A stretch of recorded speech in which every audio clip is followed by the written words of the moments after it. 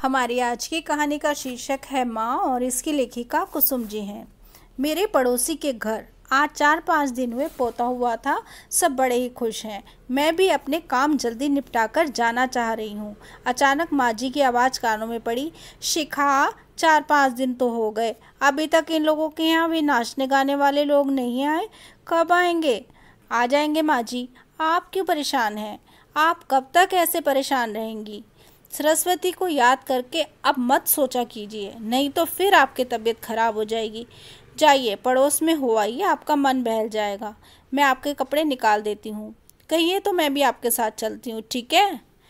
शिखा यह कहकर रमा के कपड़े निकाले अंदर वाले कमरे में चली गई और इधर रमा के सामने अतीत करवटें लेने लगा। वह अतीत में खोती चली गई।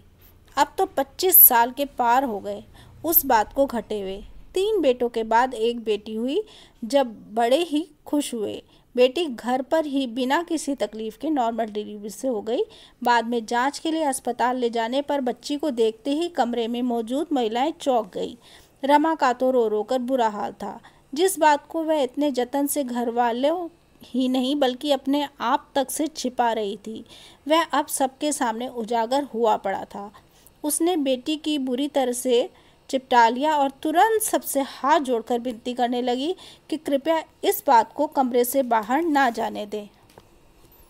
उसका रोते रोते बुरा हाल देख वहां मौजूद महिलाएं खामोश हो गई। लेकिन रमा के मन में गहरे तक ये डर बैठ गया कि उसकी बच्ची किसी भी दिन उससे छिन सकती है। वह हर समय बच्ची को अपनी निगरानी में ही रखने लगी। घर वाले भी उसकी इस प्रयास में उसके साथ थे। वह बहुत बड़ी राहत थी। रमा और उसकी देवरानी दोनों की कड़ी निगरानी में बच्ची पलने लगी। उसका नाम सरस्वती रखा गया। इसका भी कारण था। सरस्वती की बोली इस नन्ही सी आयु में भी इतनी मधुर थी कि बार बार सुनने का मन करता था। ऐसे ही समय बीतता गया, लेकिन जिस राज को इतने जतन से बरसों से छिपाया जा रहा था वह अपनी सारी परतों को खोलने पर उतारू हो चला। सरस्वती की शारीरिक कमियों की तरफ उसकी सहेलियों का ध्यान जाने लगा और उनकी आपस की कानाफूसी भी होने लगी। सरस्वती को माँ ने समझाया था कि किसी को कुछ नहीं कहना, पर सरस्वती से चूक हो ही गई। उसने बहुत पूछने पर अपनी सबसे पक्की सहेली को बता दिया कि वह उन लोगों जैसी नहीं है। कहा जाता है ना कि मुंह से निकली बात और हाथ से निकला तीर फिर वापस नहीं आते। बात उड़ते उड़ते स्कूल की 4 दीवारी लांघकर हिजड़ा समाज के लोगों तक पहुंच गई। बस फिर क्या था, वही हुआ जो होना शायद सरस्वती के जन्म के समय से तय था, जिसके डर के साये में ही रमा ने इतने साल काटे थे। आज वह चाह कर भी अपनी बच्ची को उन लोगों से बचा नहीं पा रही थी। वे लोग बहुत बड़ी संख्या में आए थे और लंबी बहस और छीना झपटी के बाद वे जब सरस्वती को ले जाने लगे तब बड़ा ही हृदय विदारक दृश्य था। रमा रोती बिलखती पछाड़े खा खा कर गिर रही थी। उसकी ममता देख पूरे मोहल्ले में सब दुखी थे। उन सभी लोगों ने हिजड़ा समाज से आए लोगों से लाख मन्नतें की। वे विनती करते रहे कि सरस्वती को मत ले जाओ, पर वे नहीं माने। बेसुध सी रमा तो उनके पैरों से ही लिपटने लगी। बोली, मेरे सारे जेवर घर सब ले लो, पर मेरी सरस्वती को मुझे दे दो, मत छीनो मेरे जिगर के टुकड़े को। पर शायद उन लोगों को ऐसी चीख पुकारों का अनसुना करने की आदत पड़ चुकी थी। इस सारी छीना झपटी के बीच सरस्वती डर से पीली पड़ते पड़ते सुध खो बैठी और बेहोश हो गई। उसी बेसुधी में सरस्वती को वे लोग जबरन ले ही गए और रमा को दे गए एक अंतहीन सा इंतजार। आज 25 वर्ष हो गए सरस्वती की तलाश में भटकते भटकते। आस पड़ोस नाते रिश्तेदार में जब जहाँ कोई ऐसा अवसर होता कि उस समुदाय के नाचने वाले लोगों के आने की संभावना होती, रमा देवी सरस्वती को ढूंढने पहुँच जाती। रमा को पूरा विश्वास था कि एक ना एक दिन उनकी बच्ची उन्हें मिल ही जाएगी। एक दिन रमा देवी के पास उनके एक पुराने पड़ोसी का फ़ोन आया जो अब दूसरे मोहल्ले में रहने लगे थे।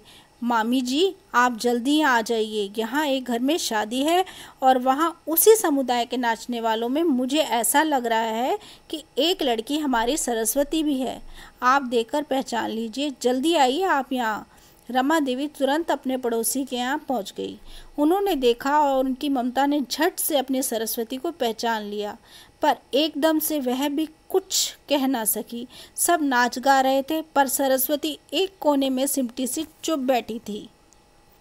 रमा देवी ने खुद पर जैसे तैसे काबू पाया और उसके पास ही जाकर बैठ गई और कहा, बेटी तुम भी कुछ सुनाओ। पर वह कुछ न बोली, बस उसकी आंखों में आंसू गिरने लगे और ज़रा देर में उसका चेहरा आंसुओं से भीग गया।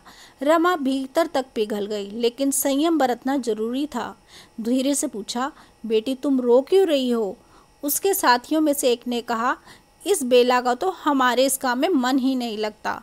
हाँ, पढ़ने लिखने में बहुत मन लगता है इसका, बहुत अच्छे स्वभाव की है, हम सबका बहुत ध्यान रखती है, सबके दुख दर्द में साथ रखने वाली, इसलिए हम इसे ये सब करने पर जोर नहीं देते। हम अपने मालिक को भी कुछ नहीं बताते, नहीं वरना तो वह इससे ये सब जरूर करवाएगी ज़बरदस्ती। वैसे तो ये गाती नाचती नहीं है, लेकिन कभी अपने मन से गाती है तो सुनने वाले का कलेजा चीर कर रख देती है। जाने कहाँ का दर्द अपने भीतर समा रखा है। रमा देवी ने जो संयम का बांध अपनी ममता के आवेग पर लगा रखा था, वह अब टूटने को हो चला था। उन्होंने भरी हुई आंखों से सरस्वती की ओर देखा और उसे अपने पास बुलाया। बेला बेटी इधर आओ। सरस्वती रमा देवी के पास आकर बैठी तो रमा देवी उसकी पीठ पर हाथ फेरने लगी और बोली, सरस्वती मेरी बच्ची, अभी तक अपनी माँ को नहीं पहचान पाई री? सरस्वती तुरंत अपनी माँ के गले लग रूंधे गले से बोली, माँ मैंने आपको देखते ही पहचान लिया था, पर सबके सामने चुप थी कि आपको कोई कुछ ना कहे।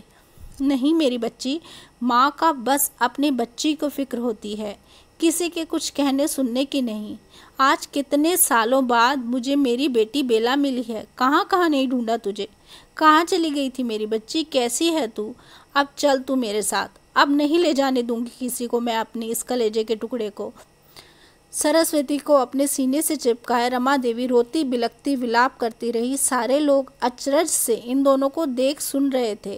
अब तक सबको बात समझ में आ गई थी। सरस्वती ने सिसकते हुए कहा, माँ मेरा वापस आना संभव नहीं है, लेकिन माँ ये सब मेरा बहुत ख्याल रखते हैं, ये सब बहुत अच्छे हैं। मैं ही नहीं, सबकी सब ये किसी ना किसी कारण से अपने घर से बिछड़ी हुई हैं। सब मेरा दर्द समझते हैं। अब मैं आपसे मिलने आती रहा करूँगी। घर में सब कैसे हैं? मेरे भाई लोग मुझे याद करते हैं या नहीं? कहीं वे मेरे कारण शर्मिंदा तो नहीं हैं? नहीं बेटी, कोई तेरी वजह से शर्मिंदा नहीं है, तू अंश है हमारा। वैसे ही जैसे तेरे भाई हैं, वह घर तेरा आज भी इंतज़ार कर रहा है। सब तुझे याद करते हैं बेटी, तू घर चल तो एक बार। रमा देवी सरस्वती को अपने से कस कर चिपटाए रोए जा रही थी। सरस्वती अपने साथियों की तरफ याचना भरी नज़रों से देख रही थी। तभी उनमें से एक ने कहा, चल सब चलते हैं बेला, बहुत दिनों बाद माँ मिली है, चल माँ के साथ तेरे घर चलते हैं। और हाँ, खबरदार जो किसी ने मालिक से कुछ कहा, आज माँ के घर सब खाना खाएंगे। क्यों माँ? रमा देवी खुशी से रोते हुए बोली, हाँ मेरे बच्चों, तुम सभी मेरे बच्चे ही तो हो। उस घर में हमेशा हमेशा तुम सबका स्वागत है। तुम भी जब ममता को तरसो तो बेखटके उस चौखट पर चली आना। आज बरसों बाद बेला के गले से उठी तान ने उस उत्सव वाले घर को गुलजार करके रख दिया। कहानी यही समाप्त होती है। धन्यवाद।